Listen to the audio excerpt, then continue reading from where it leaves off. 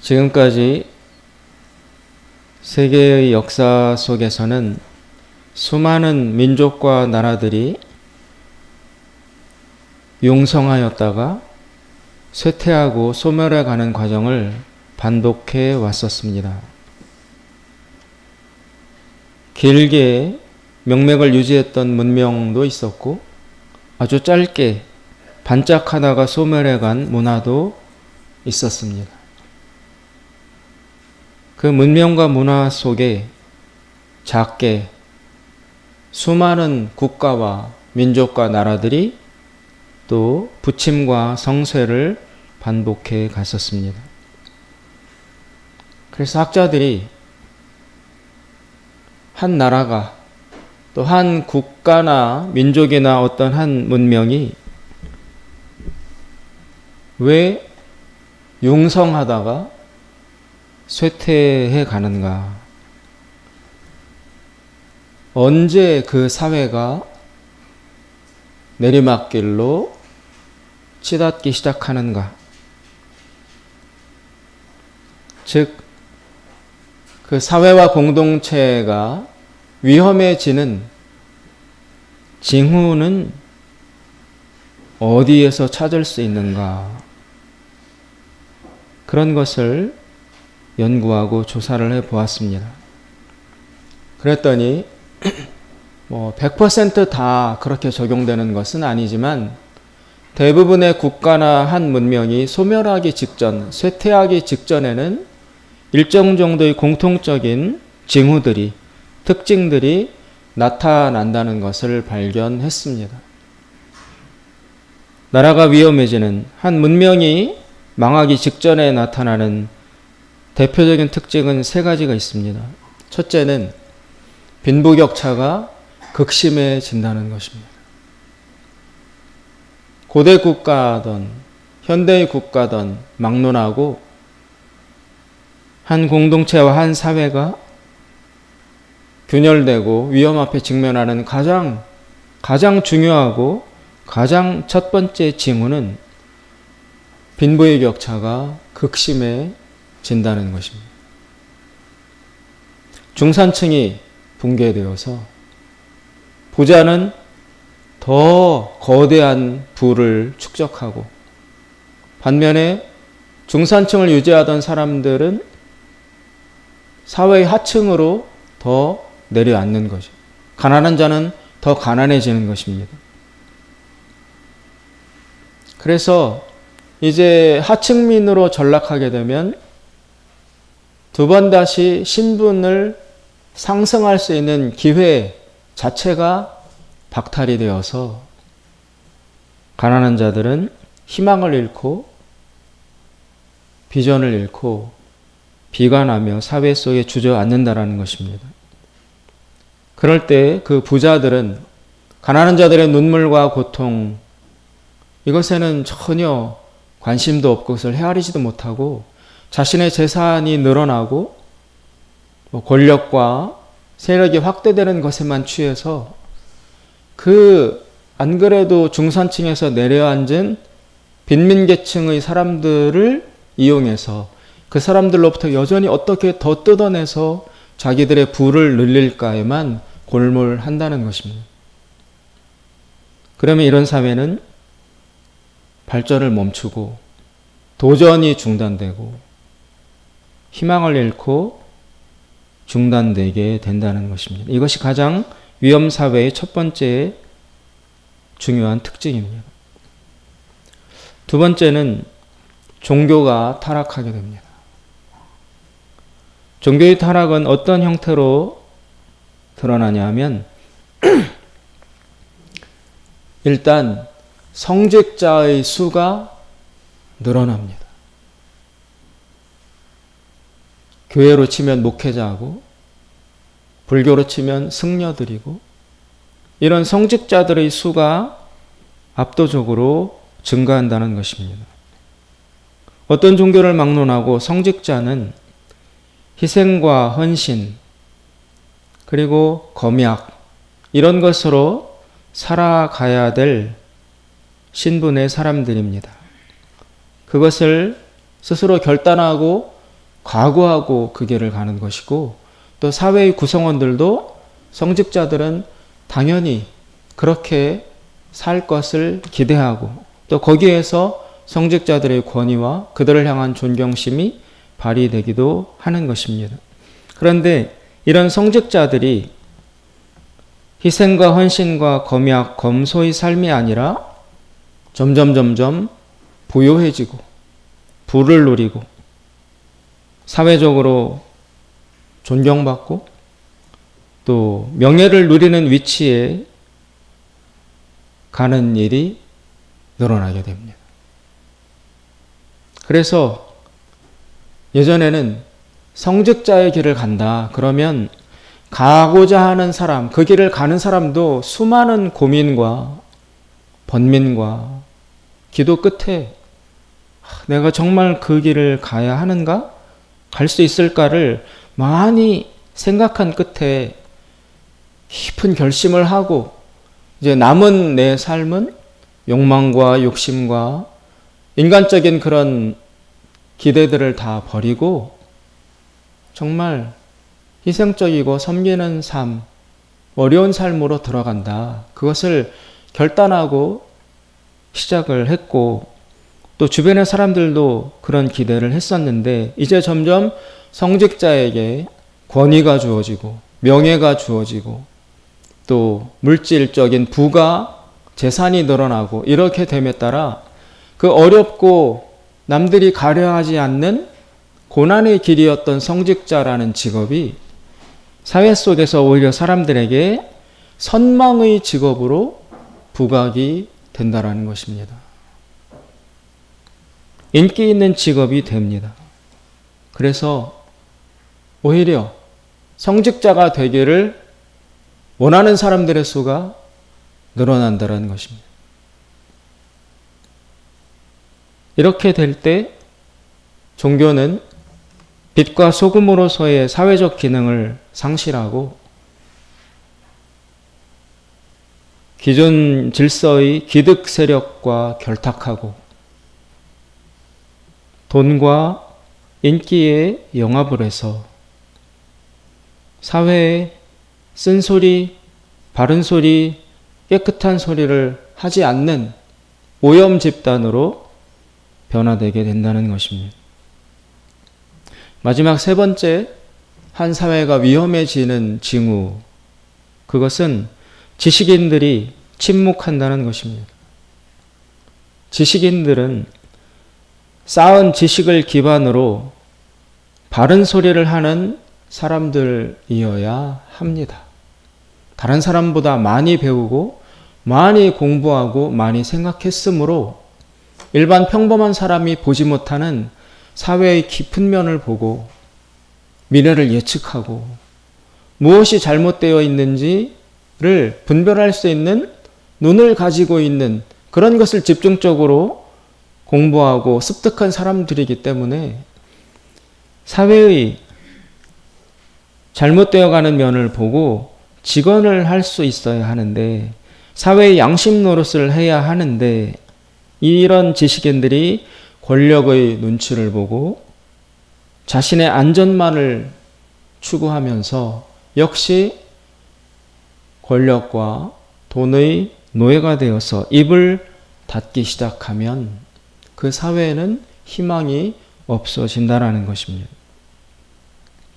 이렇게 세 가지의 징후들이 나타나는 사회가 될 때 질서는 붕괴되고 소위 무정부 상태라는 것이 됩니다. 형식적인 정부는 있지만 형식적인 권력기구와 질서체계는 있지만 그러나 그것은 단지 형식에 불과한 것이고 실질적으로 사회와 사람들의 삶을 지배하는 것은 돈과 권력과 힘, 그것이 될 때 세상은 약육강식의 정글이 될 수밖에 없습니다. 오직 힘이 있는 자만이 행복과 재산을 누리고 약자는 철저히 소외당하고 짓밟힐 수밖에 없는 그런 사회가 되면 이런 사회는 얼마 지탱하지 못하고 결국은 붕괴될 수밖에 없다는 것입니다. 이런 무정부의 상태에서 사람들에게 구체적으로 아주 실질적으로 최고의 왕의 노릇을 하는 것은 바로 돈입니다. 돈. 고대의 시대에도 그랬고 지금도 그렇습니다. 이 빈부격차라는 것은 결국 가지고 있는 돈의 차이를 뜻하는 것입니다. 종교가 타락하는 이유도 성직자들이 돈에 휘둘리기 때문에 빚어지는 것입니다. 지식인들 역시 마찬가지로 돈에 매수되어서 침묵하게 되는 것입니다. 현재 우리나라를 보면 역사상 가장 심한 빈부격차의 시대에 접어들고 있습니다. 양극화가 극도로 심화되어 있습니다. 부동산만 해도 수십억, 수백억, 한 사람이 수백 채, 땅도, 집도, 아파트도, 어린 손자, 손녀에게까지 증여하고 상속하고 해서 감당할 수 없을 만큼의 재산을 가진 사람들이 있는가 하면 그 지하 단칸방에서 엄마와 딸이 더 이상 생계를 유지할 수 없어서 밀린 월세를 주인 앞으로 봉투에 담아서 놓고 엄마와 딸이 스스로 목숨을 끊고 죽어가는 일들이 발생하는, 이게 동시에 일어나고 있는 사회. 전 세계적으로 양극화의 문제가 대단히 극심화되고 있습니다. 비단 우리나라만의 문제가 아니라 세계적으로 지금 큰 문제로 대두되고 있습니다. 또 종교만 해도 우리나라 지금은 조금 하강 상태에 있지만 우리나라도 여러분 목회자 수가 얼마나 많았습니까? 그렇죠? 친척이나 가족 중에 목회자 없는 집이 별로 없었어요. 조카 중에 누구 중에 목사, 선교사, 장로. 그래서 어떤 집은 자기네 가족 다 모이면 장로가 여러 명이고 목사도 있고 그래서 당회를 해도 된다. 명절 때 모이면 우리 당회한다. 농담 삼아. 그렇게 이야기하는 집들도 많습니다. 이제 우리나라 기독교도 120년을 넘어서면서 옛날에는 3대째 믿음의 가정. 그렇게만 해도 참 부러움을 받았는데 이제는 3대, 4대, 5대 이런 믿음을 승계하는 가정들도 가문들도 늘어나고 있습니다. 신학교 입학 경쟁률이 대단히 높았었어요. 신학교 가기가 어려웠었어요. 그래서 어떤 신학대학원은 여러분 재수, 삼수, 사수에서 들어가는 신학교도 있었어요.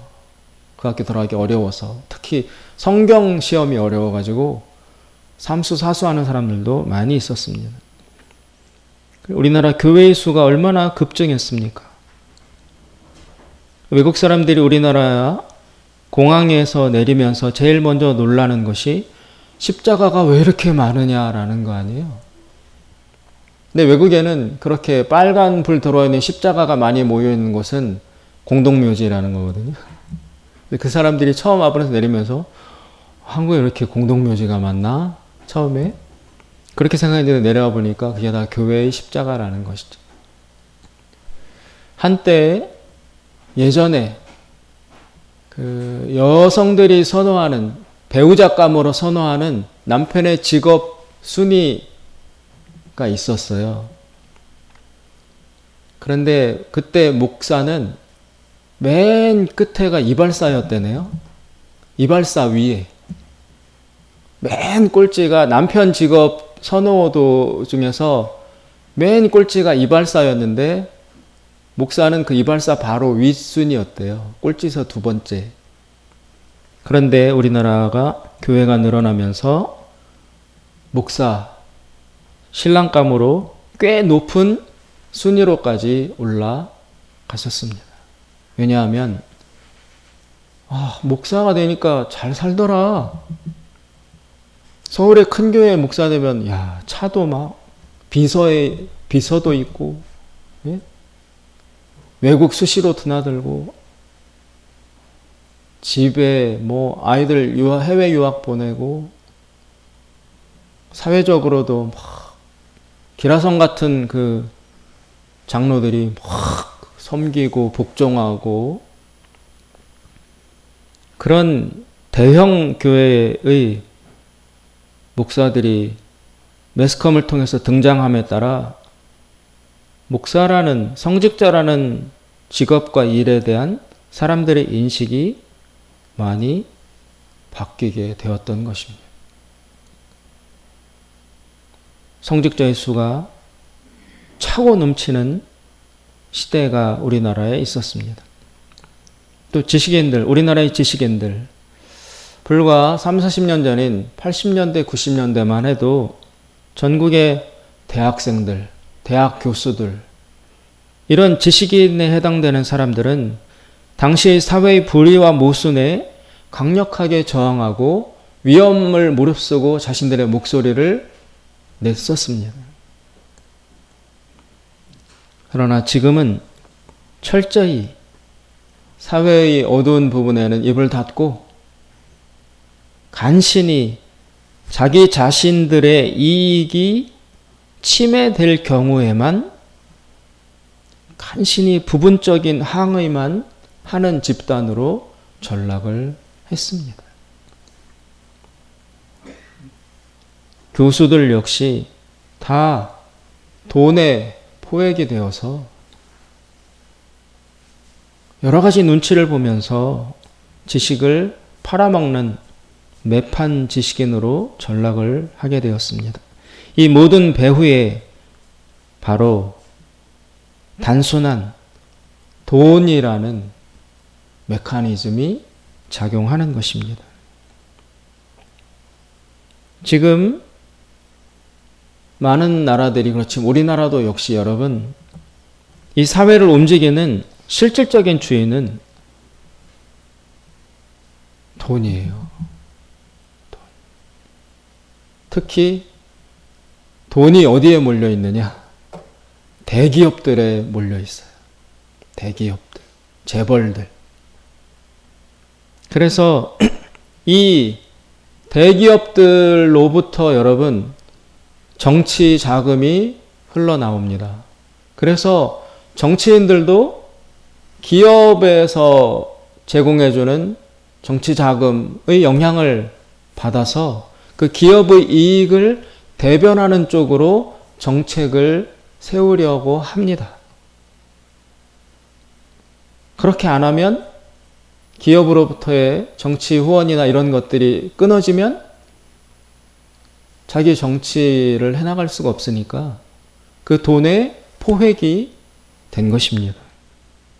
또 우리나라의 사법부가 내리는 판단, 결국 CCBB가 걸려 있고 여러 가지 갈등을 마지막 조정하는 단계가 사법부인데, 재판을 해서 심판을 받는 것인데, 물론 재판을 통해서 심판받는 것이 이렇게 활성화된 사회가 좋은 사회가 아니에요.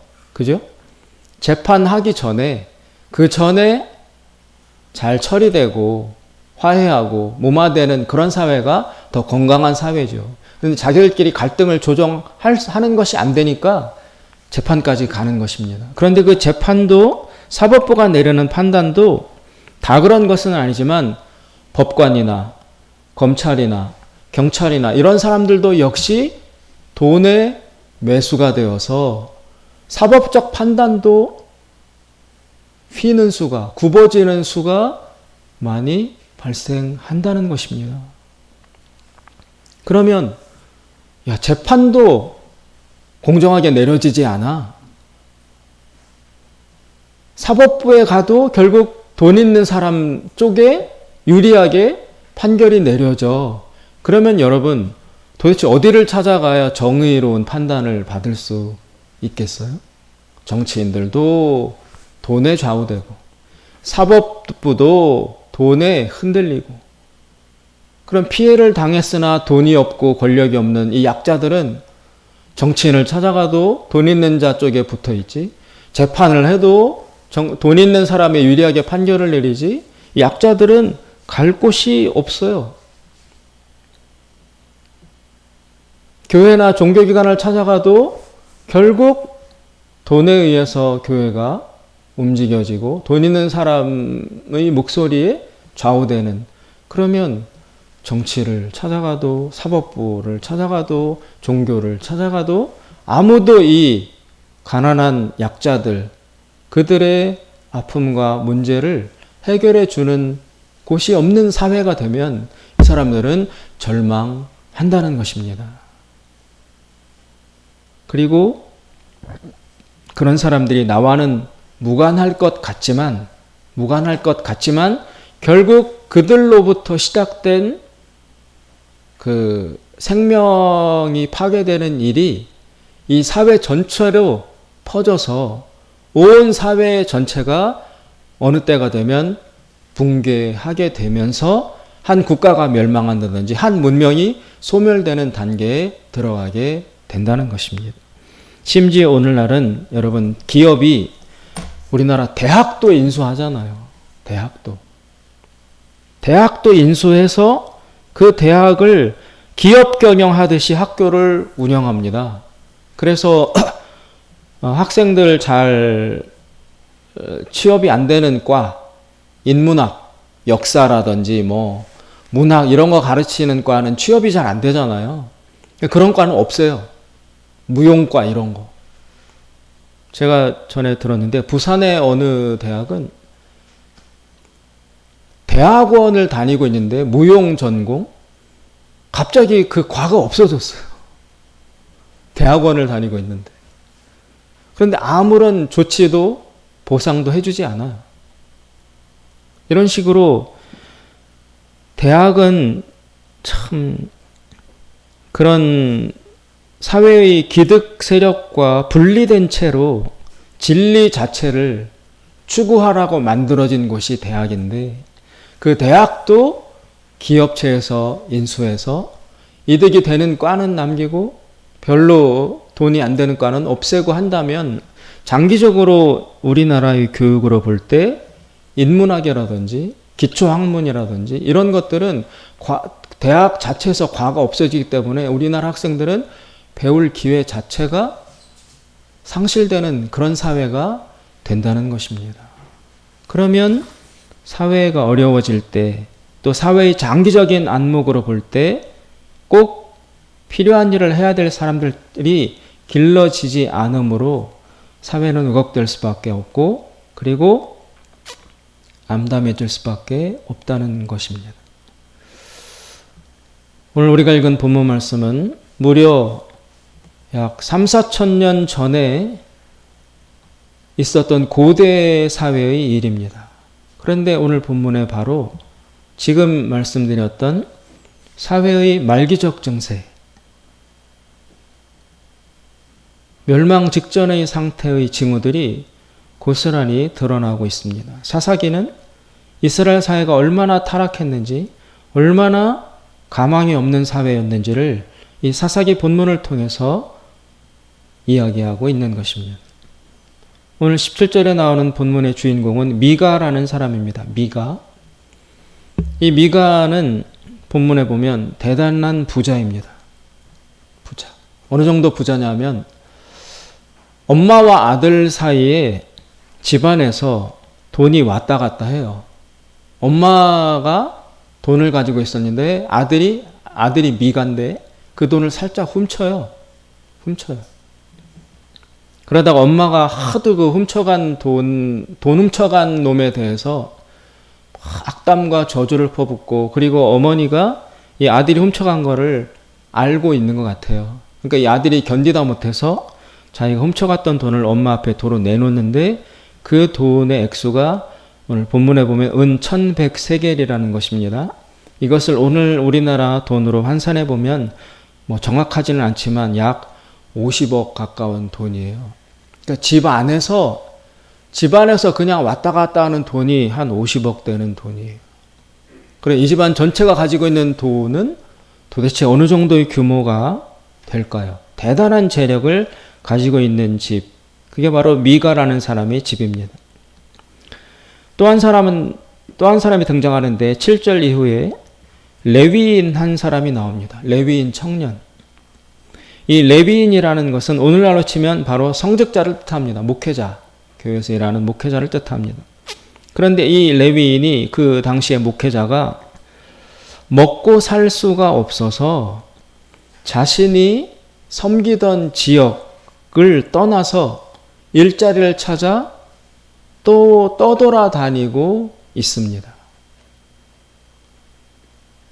먹고 살 수가 없어서 당시의 그 성직자 목회자가 이렇게 한 사람은 거대한 부를 일군 초대형 부자라는 미가라는 사람이 있고 어떤 사람 레위인 그때 당시에 성직자의 목회자는 먹고 사는 것 자체가 해결이 안 돼서 일자리를 구하러 떠돌아다녀요. 이 두 사람 다 이스라엘의 사회에서는 사실상 원칙으로 볼 때 있을 수 없는 일들입니다. 이 두 사람은 이스라엘 사회의 질서상 나타날 수 없는 결과물들이에요. 왜냐하면 이스라엘 사회는 율법으로 다스려지는데 그 율법으로 보면 원칙적으로 이 집에서 50억이라는 돈이 왔다 갔다 할 정도 이런 거대한 재산을 축적할 만큼을 이스라엘의 사회 질서 자체가 법적으로 허용을 안 해요. 왜냐하면 이스라엘은 우리 쭉 보아한 것처럼 애굽에서 나와서 가나안이라는 새 땅에 들어갔거든요.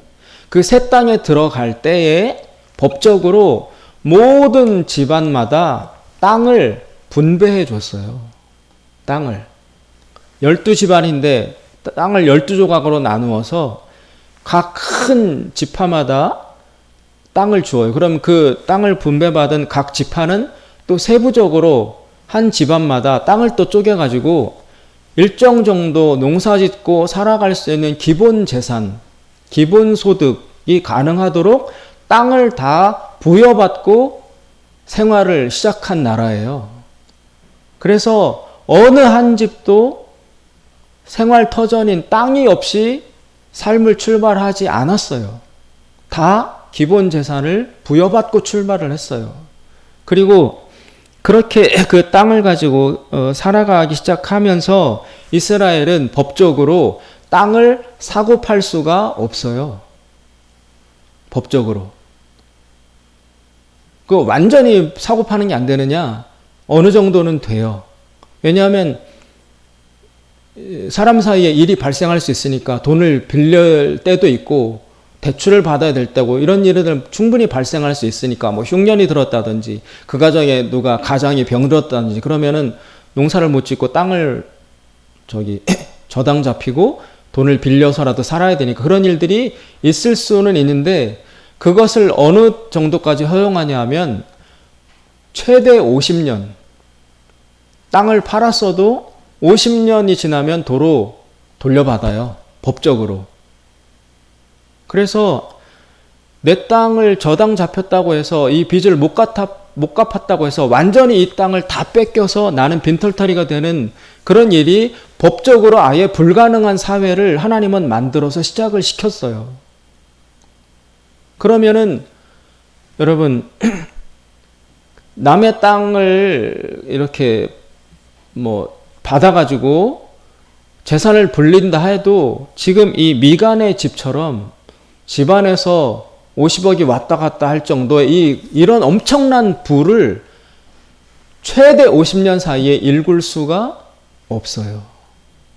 당시는 농경사회였고 농사 짓는 집안에서 그리고 땅 매매도 제한되어 있는 상태에서 어떻게 이 큰 재산을 축적합니까? 원천적으로 불가능해요. 이런 부자가 나올 수 없는 사회 구조를 가지고 있는데 미가라는 초거대 부자가 탄생해 있다면 이 율법 체계가 붕괴됐다는 것을 뜻하는 거죠. 이게 안 지켜졌으니까 이런 괴물이 나올 수 있었던 거죠. 또 레위인도 역시, 레위인은 그 당시 성직자라고 그랬잖아요. 이 레위인들은 여러분, 이스라엘이 12집안인데 아까 가나안 땅에 들어가면서 땅을 다 나눠줬다고 그랬잖아요. 땅을. 근데 12집안 중에서 레위인이라는 집안에게는 하나님이 땅을 안 주셨어요. 땅을 아예 안 줬어요. 그러면 이 레위인들은 어떻게 먹고 살아가라고 땅을 안 주십니까? 이 레위인들은 이스라엘 전체의 각 지역에 사는 지역이 지정돼 있어요. 그러면 그 지역에서 하나님께 제사 드리는 그 성전의 일을 거기에 종사하면서 지역민들이, 백성들이 하나님께 바치는 헌금, 제사물, 그거를 하나님께 바치고 일부를 남겨서 하나님께 제사 드렸다가 다시 다 안 태우고 되돌려 받아서 또 성도들이 바치는 곡식, 이런 걸 가지고 먹고 살아가라고 법으로 규정해 놓으셨어요. 레위인들은 그렇게 살아가야 돼요. 백성들이 바치는 헌물과 헌금으로 살아가라고. 그래서 이 사람들에게는 땅을 아예 안 주셨어요. 그러니 레위인들은 여러분, 애초에 큰 부를 축적할 수 있는 가능성 자체가 원천적으로 차단되어 있는 사람들이에요. 성도들이 바치는, 백성들이 바치는 헌물과 헌금을 가지고 살아가는데 어떻게 초거대 재산을 축적하겠습니까? 마찬가지로 하나님이 이런 레위인의 생존과 생계를 이렇게 제도적으로 만드셨다는 얘기는 레위인의 생존 여부는 백성들에게 달려있다. 백성들이 자신들이 농사지은 수확물을 정직하게 하나님께 바치면 레위인도 사는 것이고, 이 백성들이 하나님께 드리는 것을 중단하거나 축소하거나 성실하게 안 하면 덩달아 레위인도 죽는 거예요. 그러니까 하나님에게 제대로 바치지 않았다라는 것의 증거는 바로 레위인의 삶의 붕괴로 사회 속에 드러나게 되어 있었던 것입니다. 따라서 이 레위인이라는 사람이 자기 지역에서 생계를 유지할 수가 없어서 먹고 살 일자리를 찾아 이렇게 떠돌아다닌다는 것은 이 레위인에게 원래 부여되었던 그 지역의 주민들이 하나님에게 제대로 헌금과 헌물을 드리지 않았다는 것을 증명합니다. 따라서 이 첫 번째, 미가라는 큰 부자, 이 사람도 이스라엘의 율법 체계 속에서 나올 수 없는 존재예요. 또 레위인, 떠돌아다니는 레위인도 이스라엘 율법 체계 속에서 나올 수 없는 존재인데, 이 두 존재가 기형적인 부산물들이 본문에는 나타나는 것입니다. 그래서 이 본문은 이 얘기를 하면서 뭐를 뜻하느냐? 이스라엘 사회가 이렇게 붕괴되어 있다. 법이 하나도 적용되지 않는 무정부 상태였다. 그 이스라엘 사회의 실상을 이 오늘 본문을 통해서 드러내고 있는 것입니다. 이렇게 험악한 사회였다. 이렇게 하나님으로부터 벗어나 있는 사회였다. 게다가 한 걸음 더 나아가서 오늘 본문에 보면 이 미가와 이 레위인이 만납니다. 그죠? 뒷부분에 가면 만나요. 어떻게 만나느냐? 이 미가라는 사람은 부자잖아요. 부자. 엄청난 재산을 가지고 있습니다. 그런데도 더 욕심을 부려요. 하나님께 더 복을 받아야 되겠다. 그 욕심 때문에 자기 집 안에다가 신당을 만들어 놓고 거기에다가 은 200세겔을 주어서 하나님이 만들지 말라고 한 신상을 만들어요. 이때 당시 은 200세겔이면 지금 당시의 돈으로 한 사람이 한 10억 정도. 그 정도 돈을 들여서 불상이라든지 이런 식의 형태의 신상을 세워요.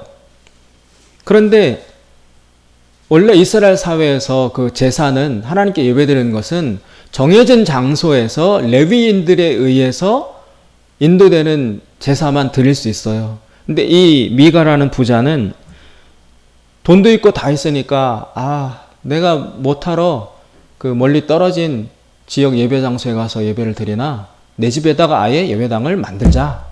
만들어 놓고 거기다가 시설을 다 설치해 놓은 거예요. 신상도 놓고 뭐 제사장이 입는 에봇이라는 옷도 갖다 만들어 놓고 그런 다 해놨는데 제일 중요한 사람인 레위인이 없는 거예요. 제사장 레위인만이 제사장을 할 수 있어요. 일반 다른 집안 사람은 제사장을 못 해요.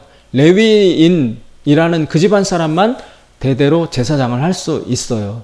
그러니까 다 해놨는데 자기 집은 레위인 집안이 아니기 때문에 제사장이 없어요. 그래서 임시로 자기 아들 중에 또 한 사람을 그냥 자기가 자기 멋대로 제사장으로 세워놨는데 어느 날 이 떠돌아다니는 레위인, 생계를 해결하기 위해서 직장을 찾는 레위인이 공교롭게도 이 부자인 미가 집에 찾아왔어요. 아마도 미가네 집이 부자라는 이야기를 듣고 찾아온 것 같습니다. 그래서 둘이 만나서 이야기를 하다 보니까 당신 뭐 하는 사냐고 그랬더니 나 어디에 사는데 레위인인데 이렇게 저차 해서 일자리를 찾아 돌아다니는 중입니다. 그 말을 들으니까 미가는 자기는 다 해놨는데 누구 하나만 없어요? 제사장만 없어요. 레위인 데려다가 제사장으로만 만들어 놓으면 우리 집 개인 성전은 완성이 되는 건데 그 제사장을 못 구하고 있었는데 이 제사장이 될 수 있는 레위인이 제 발로 찾아왔으니 둘 사이에 니드가 합쳐진 것입니다.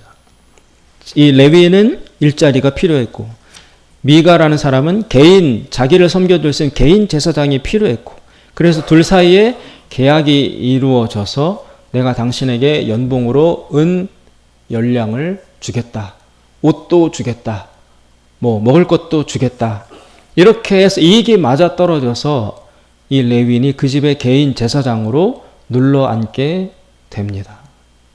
그런데 이 두 사람이 심각한 하나님 앞에 악을 저지른 것이 됩니다. 왜냐하면 미가는 개인 제사장을 고용해서는 안 돼요. 개인 제사장이라는 것은 그 개인에게만 봉사하는 제사장이에요. 근데 제사장은 원래 하나님에게 봉사하는 사람이지 그 개인의 이익과 필요를 위해서 복비로 주는 사람이 아닌데 미가는 자기 부자라는 돈을 이용해서 자기를 위해서 충성할 수 있는 개인 제사장을 만들어 놓는 악한 짓을 저질렀고 두 번째 레위인은 이스라엘 공동체와 하나님을 위해서 섬기라고 부름받은 자가 자신의 생계를 위해서 한 개인에게 고용당함으로써 그 자신을 고용한 그 개인의 이익을 위해서 종교를 이용하고 종교를 이용해서 복을 빌어주는 영적 타락에 뛰어드는 것입니다. 그래서 오늘 맨 끝절 13절에 보시면 이 레위인을 제사장으로 고용한 미가가 배를 툭툭 두드리면서 만족해하면서 하는 이야기가 나옵니다. 미가가 이렇게 이야기합니다. 레위인이 그 집 제사장이 되고 난 뒤에 이에 미가가 가로되 레위인이 내 제사장이 되었으니 이제 여호와께서 내게 복 주실 줄을 아노라. 이 미가는 수천억 부자인데 개인 예배시설을 만들어 놓고 제사장을 고용해서 거기다가 돈 주며 부리면서 야 내가 이제 제사장까지 우리 집에 데려다 놨으니 내가 이제 복 받는 건 아주 따놓은 당상이다. 그 사람 같은 부자는 이스라엘에서 나올 수 없어요. 법을 어겼으니까 나온 거예요. 그런 괴물 같은 존재가. 근데도 더 복을 받고 싶어서 돈을 더 벌고 싶어서 하나님이 허용하지 않은 개인 신당과 개인 제사장까지 고용해 놓으면서 돈을 추구하고 있습니다. 레위인 역시 자신의 양심과 하나님의 부르심을 외면하고 개인을 위해서 봉사하는 개인 제사장으로 전락합니다. 이 두 사람의 실질적인 왕은, 이 두 사람을 움직이는 실질적인 신은 여호와 하나님이 아니라 바로 돈입니다. 돈. 둘 다 돈 때문에 움직이는 돈의 노예들인 것입니다. 그래서 이런 사회를 일컬어서 오늘 사사기의 저자는 한마디로 평가를 내립니다. 해석해서 판단을 내립니다. 6절에 보시면 이렇게 말합니다. 6절 그때에는 이스라엘에 왕이 없으므로 사람마다 자기 소견에 옳은 대로 행하였더라. 이스라엘의 왕은 누구죠? 하나님이에요. 즉 사람들 마음과 심령 속에 하나님이 사실상 없었다. 입으로만 이 사람 미가도 여호와가 복 주실 줄을, 레위인은 나는 하나님을 섬기는 제사장, 하나님의 이름을 다 입으로는 말하는데, 그러나 그 여호와 하나님은 이 사람들의 실질적인 주인과 왕이 아니라 이 사람들을 움직이는 진짜 왕은 돈이라는 겁니다. 돈, 욕망, 욕심. 그래서 이 사회를 왕이 없는 사회, 하나님이 왕되지 못한 사회라고 이야기합니다. 이 왕이 없다라는 얘기는 계속 나옵니다. 18장 1절에 보세요. 그때에 이스라엘의 왕이 없었고, 19절 이스라엘의 왕이 없을 그때에, 21장으로 넘어가서 21장 맨 끝에 보면, 21장 25절 맨 끝에 보면, 그때에 이스라엘의 왕이 없으므로 사람이 각각 그 소견에 오른 대로 행하였더라. 이스라엘이 타락할 수밖에 없었던 궁극적 원인을 바로 하나님이 왕되지 못한 사회, 거기에서 찾고 있는 것입니다. 더 충격적인 사실은 여러분, 이 레위인이 이제 18장에 가면 누구였는지가 드러나거든요. 이 레위인이 누구냐 하면, 여러분 모세 아시죠? 모세? 출애굽을 이끌었던 진짜 구약시대 최고의 지도자 모세의 손자예요. 모세의 손자. 그러니까 율법은 모세로부터 나왔어요. 십계명도 모세로부터 나오고, 출애굽할 때 모세가 이끌어서 나왔어요. 그러면 모세의 다음 제자가, 계승자가 여호수아인데, 모세의 아들은 여호수아와 아마 동년배였을 거예요. 근데 모세가 죽고 여호수아가 죽었어요. 여호수아가 죽고 난 다음 시대가 바로 이 모세의 손자의 시대일 텐데, 여호수아가 죽자마자 이스라엘은 이런 초토화된 사회가 되었다라는 것입니다. 다른 레위인은 말할 것도 없고, 정통 집안의 모세의 직계 손자도 자기 생계를 해결할 수 없어 이렇게 떨어다니고 돈으로 전락하는 이런 사회가 이스라엘이 되었다라는 것입니다. 그러니까 하나님의 율법이, 하나님의 말씀이 전혀 적용되지 않는 악한 사회가 바로 이때 당시의 이스라엘 사회였다라는 것입니다. 그리고 또 18장에 보면 이 모세의 손자인 레위인이 이 미간의 집에서 개인 제사장 노릇을 해요. 그러다가 시간이 한참 지난 다음에 단이라는 집안이, 단지파라는 단집안이 있어요. 이 단집안은 아직 땅을 차지하지 못했어요. 그래서 이 단지파가 땅을 차지하러 막 돌아다니다가 이 미간의 집을 지나가게 돼요. 그러다가 이 미간의 집에서 레위인이 있다는 걸 알고서는 단지파 대표자가 와서 이 레위인에게 이야기합니다. 딜을 제공합니다. 거래를. 야, 너 이 집에 개인 제사장으로 있는 게 나아? 아니면 우리 따라가면 우리 지파 전체의 제사장으로 있는 게 낫겠니? 어떤 게 너한테 유리하겠니? 생각해봐라. 여기서 아무리 월급 많이 주고 잘해준다고 하는 이 개인 제사장과 우리 지파 전체의 제사장을 우리가 모시는 거하고 어떤 게 좋을지 생각해봐. 그랬을 때 이 레위인 청년이 그 집에서 나와가지고 단 지파의 제사장이 되려고 따라갑니다. 따라가요. 그러니까 이 레위인 역시 모세의 손자임에도 불구하고 돈의 자리에 움직이는 타락한 제사장인 것입니다. 요즘 우리나라도 여러분 교회들, 목사님들, 담임목사를 청빙할 때 뭐에 움직일까요? 뭐를 기준으로 움직일까요? 다 박사학위 요구하고요. 또 부임해 가는 이 장본인들은 다 그렇죠 뭐. 네? 이력서 요구하고, 그 교회에 와서 그 교회의 이익을 대변해 줄 수 있는 말 잘 듣는 목사이냐, 그 교회를 성장시켜 줄 수 있는, 더 많이 크게 해줄 수 있는 목사이냐, 이런 거를 가지고 판단하고 거기에 팔려가는 거예요. 막말해서. 그때의 사회나 지금 사회나 너무나 비슷합니다. 비슷합니다. 이런 사회일 때 세상에는 희망이 소멸되고 고통스러워하는 사람들의 신음소리가 하늘을 찌르게 되는 것입니다.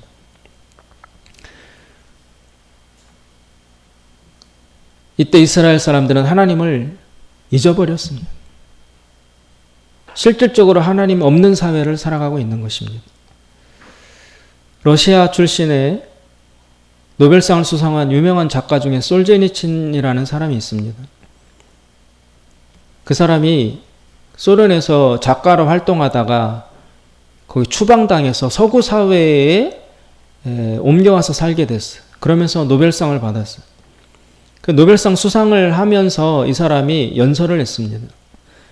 그 사람이 뭐라고 이야기했냐면 이런 것입니다. 내가 소련에서도 살아보고 서구 사회에서도 둘 다 살아봤다. 둘 다 살아봤다.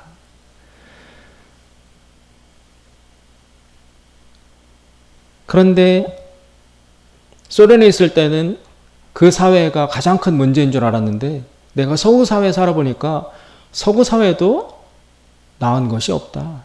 못지않은 문제점이 있다. 그 문제가 뭐냐? 이렇게 이야기했습니다. 솔제니친이 자기가 어린 시절 학교를 다닐 때 그 어머니를 따라서 그 소련이라는 사회에 마지막으로 남아있던 교회에 다녔어요. 공산당은 교회를 핍박하고 없애잖아요. 그러니까 소련의 지도자 스탈린이 점점 지배 세력을 얻어가면서 교회를 없애고 있을 게 겹치는 그 시대에 솔제니친이 어린 시절에 초등학교 다닐 때 그 동네에 마지막 남아있는 교회를 엄마랑 다녔을 때 주변 동네 아이들로부터 엄청나게 놀림을 받았고 교회 다닌다고 그 아이들이 솔제니친의 목에 건 십자가를 떼어버리는 일까지 겪고 했었습니다. 그러면서 소련 사회는 엄청난 인간성을 밀어붙이고 붕괴시키는 악한 일들이 일어났습니다. 강제수용소가 생겨나고 수많은 사람들이 죽임을 당했습니다. 그래서 공산당이 들어서면 더 좋은 나라가 된다고 믿고 혁명에 동조했던 것인데 그러나 공산화가 되고 난 이후에 사회가 더 악해지는 험해지는 그런 것을 보고 사람들이 놀라면서 왜 이런 일이 일어났는가 서로 질문을 할 때 연로하신 어른들이 그 러시아에 밀어닥친 크나큰 재앙에 대해서 이렇게 한탄하는 소리를 들었습니다. 사람들이 하나님을 잊어버렸기 때문에 이 모든 일이 일어난 거야. 솔제니치 어른들이 하는 그 소리를 들었습니다. 그리고 그 이후로 솔제니치는 러시아 혁명사의 연구에 한 50년을 바치며 연구를 했습니다. 공부를 했습니다. 그 과정에서 그는 수백 명의 사람들을 면담했고 수백 권의 책을 읽으면서 그리고 8권의 책까지 저술했습니다. 그러면서 소련 사회가 러시아가 왜 이렇게 됐을까를 연구한 거예요. 그 50년 동안 연구하면서 파헤친 거예요. 그런데 그 결과 지금 만약 누가 나에게 약 6천만 명의 우리 러시아 사람들이 정권에 의해서 죽임을 당하는 이런 무시무시한 혁명의 고통을 겪고 있는 일이 왜 일어났는지 내가 50년 동안 공부한 그 결과의 원인을 한마디로 얘기해 보라고 한다면 결국 나 역시 내가 어릴 때 들었던 사람들이 하나님을 잊어버렸기 때문이다라는 그 얘기를 할 수밖에 없다. 내 공부와 연구를 통해서도 그 원인밖에 찾아낼 수가 없다라고 밝힌 것입니다. 그러면서 충격적인 말을 했습니다. 소련 사회가 그렇게 되는 원인이 하나님을 잊어버렸기 때문이었다면 근데 내가 그 이후로 서구 세계에 나와서 이 화려한 자본주의 사회를 경험하며 지켜본 결과 오늘 이 시대 이 상을 받으면서 내가 서방 사람들에게 오늘 해줄 수 있는 말 한마디도 이 사회 역시 하나님을 잊어버리고 있다. 따라서 소련이 위험했던 것만큼이나 이 서구 사회도 위험하기는 마찬가지다. 하나님을 잊어버린 사회는 멸망할 수밖에 없다라는 메시지를 이 작가가 던졌습니다. 사랑하는 여러분, 사사기라는 말씀은 어둡고 우리 인간성을 고발하는 내용으로 가득 차 있습니다. 모세가 죽은 지 얼마 안 있은 이후에 이렇게 이스라엘 사회가 붕괴하고 타락해 있습니다. 하나님을 잊어버린 사회, 그 사회는 이 땅에 존재할 수 있는 최악의 사회가 될 수밖에 없습니다. 또 하나님이 왕의 자리에서 밀려나시면 그 자리는 반드시 100% 절대적으로 돈이 그 자리를 차지하게 된다는 것.